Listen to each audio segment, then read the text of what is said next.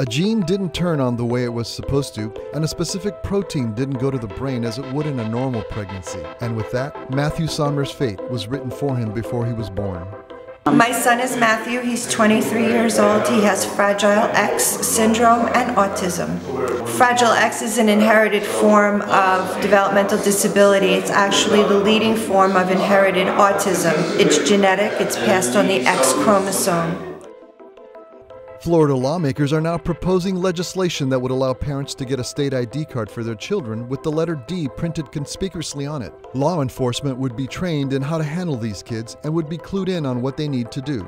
But in cases where, were, God forbid, ever to be lost again, having a state-issued ID card is almost like a more of a secure feeling to know that once he presents his identification that there's a database that's attached to it and that we could easily be found. New programs for disabled children are among the most prominent topics in this year's legislative session, guided by Senate President Andy Gardner, a Republican from Orlando who has a son with Down syndrome. Steve Lesser of Boca Raton, who has a developmentally disabled 17-year-old son and is a lawyer by trade, set about creating legislation that would allow parents to get the new state ID card for their children. I've been involved in the special needs community for over a decade, and that's because of my son who has some special needs. And through programs such as Top Soccer, Miracle League, I've gotten to know a lot of parents that have similar situations with their children and their young adults.